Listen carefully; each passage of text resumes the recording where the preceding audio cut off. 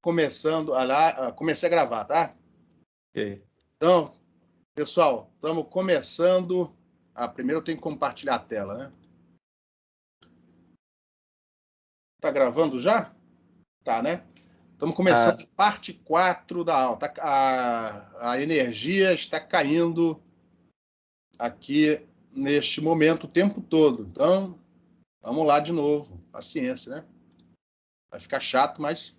Então, ó, nós temos que ter obrigatoriamente, se a gente quiser polarização uniforme na abertura, que o diagrama de radiação desse alimentador seja uniforme, circularmente simétrico. Nem todo o diagrama circularmente simétrico faz com que a polarização seja uniforme na abertura. Por exemplo, se você pegar um dipolinho e apontar o dipolinho, o eixo do dipolinho no centro do refletor, em relação ao eixo, né, o eixo do dipolinho elétrico, um dipolo infinitesimal, imagina. O eixo do dipolinho coincidindo com o eixo do paraboloide. O diagrama é circularmente simétrico. Mas se você fizer a análise, você vai ver que a polarização na abertura do refletor não vai ser. Tá? Então, a condição é necessária, mas não é suficiente. E aí, ó, eu vou olhar para essa expressão do campo aqui, ó. Eu vou repetir esta expressão do campo do alimentador no próximo slide. Está aqui ela.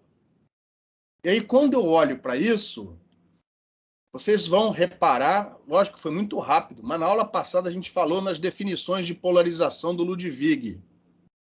Repare que este vetor aqui e este vetor são exatamente aquela terceira definição de polarização do Ludwig.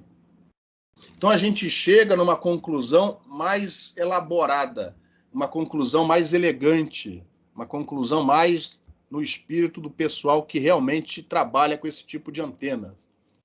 O que a gente diz é o alimentador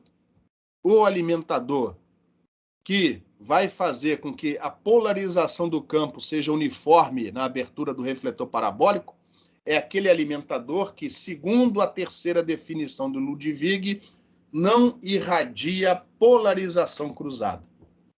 Como consequência, o diagrama de radiação vai ser circularmente simétrico.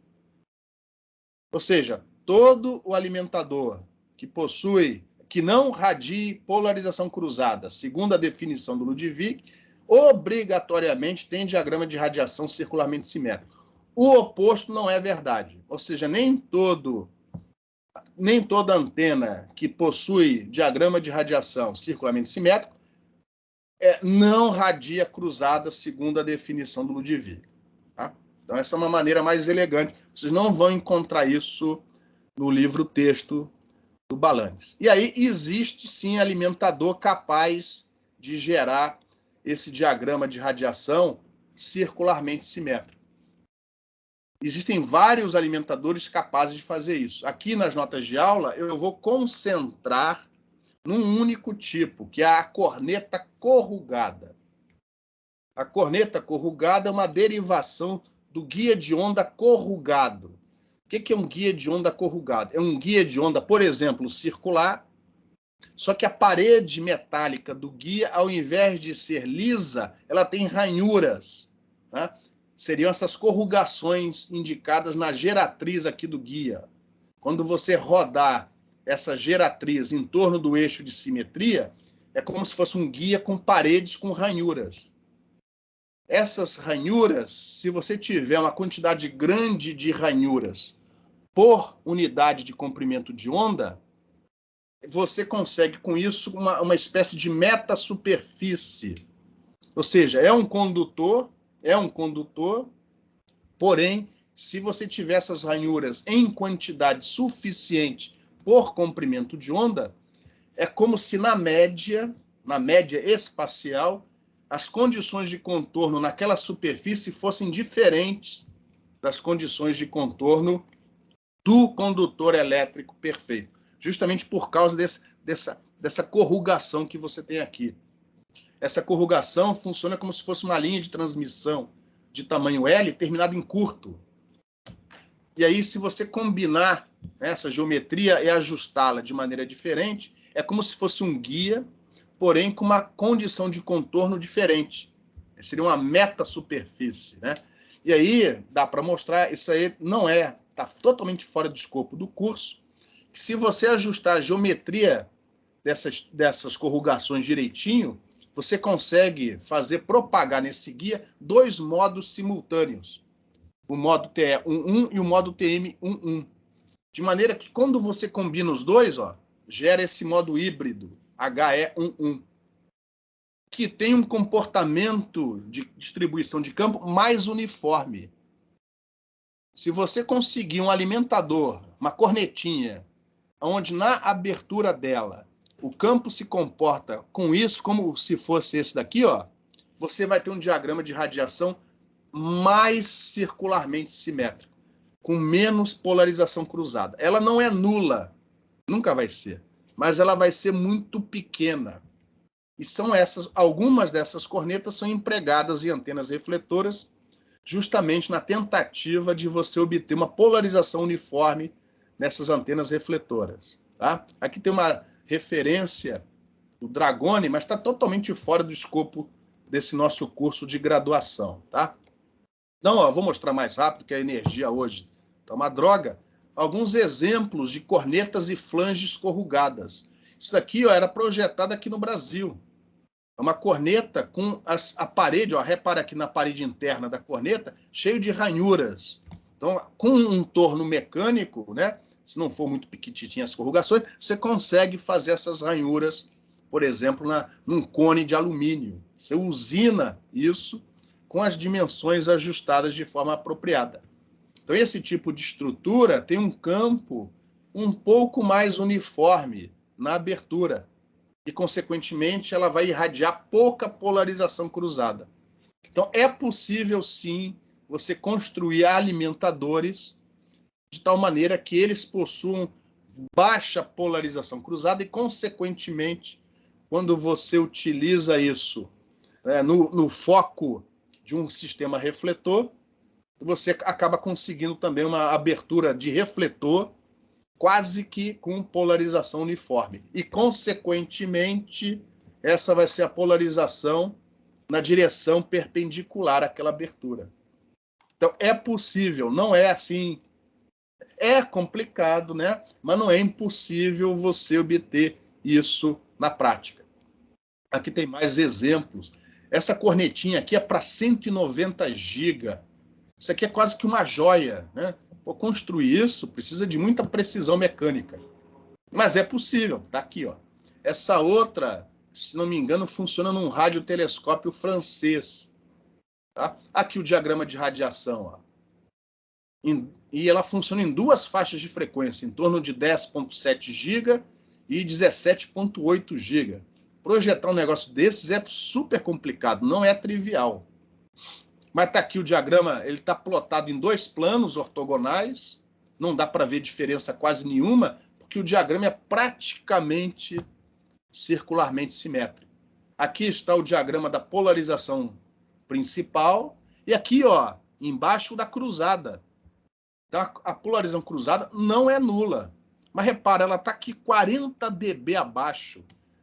A densidade de potência é 10.000 vezes menor do que a da principal. Então, isso daqui na prática é polarização cruzada praticamente nula. Se essa antena fosse usada num sistema refletor parabólico simétrico, não é. Esse aqui é para 2 refletores. Mas se fosse, ia gerar uma polarização na abertura praticamente uniforme. Aqui tem uma pequenininha, que por acaso fui eu que projetei, não construí, mas projetei. Então não precisa ter tanta corrugação assim, ó. Uma anteninha como essa, ó, ela já consegue um diagrama de radiação. Ó, repare, isso aqui é um plano e o ortogonal. É circularmente simétrico? Não é. Ó. Tá dando para ver que tem uma diferença, mas é pequena. Então é uma corneta que gera uma polarização cruzada baixa, né? Suficientemente baixa para a aplicação que ela tinha, tá? Seja lá o que foi isso. E aí, ó, vamos terminar a aula agora falando sobre a última condição.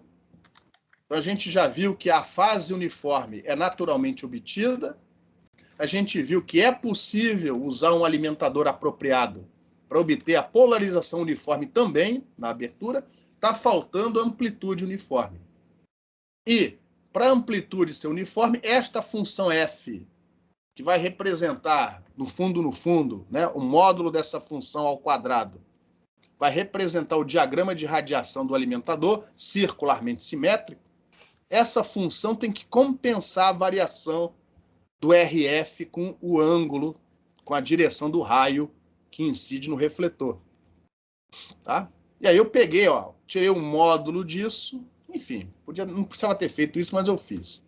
Peguei o módulo do campo na abertura, tá aqui ele, e isso daqui, ó, tem que ser constante, para que a amplitude seja uniforme, já que A e B são constantes.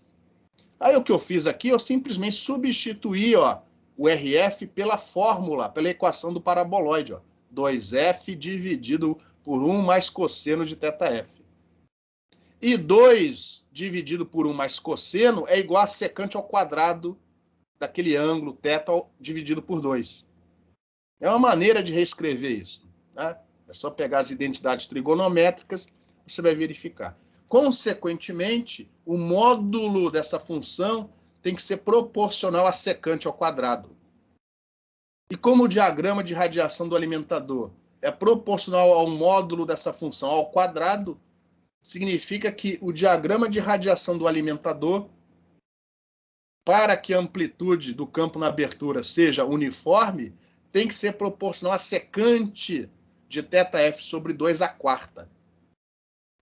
E aí eu plotei qualitativamente, né, usando o PowerPoint, eu mais ou menos plotei aqui qualitativamente como deveria ser o diagrama de radiação do alimentador. Ele deveria iluminar mais a borda do refletor, na direção do θE, do ângulo de borda, e menos o centro. Só que os alimentadores geralmente não fazem isso. Geralmente os alimentadores vão ter o máximo de radiação justamente na direção do eixo. Ou seja, direcionado no centro do refletor. Ou seja, o diagrama do alimentador, de uma maneira geral, ele vai reforçar ainda mais a não uniformidade do campo, da amplitude do campo na abertura do refletor, que já está provocada pela própria geometria do paraboloide. Então, o alimentador, geralmente, ao invés de compensar, ainda vai reforçar a abertura ser mais iluminada no centro do que nas bordas. A consequência disso é que a abertura vai ter uma diretividade menor do que aquela que você conseguiria caso ela fosse totalmente uniforme, mas, em compensação, você vai ter polarização quase uniforme e fase quase uniforme. O máximo de radiação vai estar garantido na direção perpendicular à abertura. E como a borda da abertura vai estar menos iluminada, você vai perder diretividade, mas, em compensação, você vai ter lóbulos secundários mais reduzidos. E isso pode ser muito interessante para provocar menos interferência com outros enlaces em torno da antena.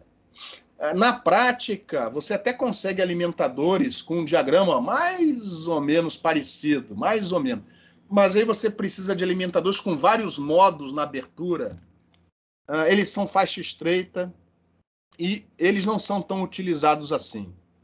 São utilizações muito específicas, tá?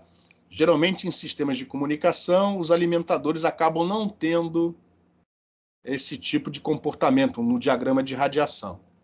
E por causa da interferência, é até não desejado, na maioria dos casos, que o alimentador seja desse tipo, justamente para não ter lóbulos secundários muito elevados. E eu vou, né, já chegou aqui nas 10 horas, passou um pouquinho, eu lamento, mas a aula de hoje tem 4 vídeos, 4 partes, não posso fazer nada a respeito, tá bom? Eu vou, então, encerrar aqui a gravação desta última parte da aula. Só um segundo. Vamos lá. Parar.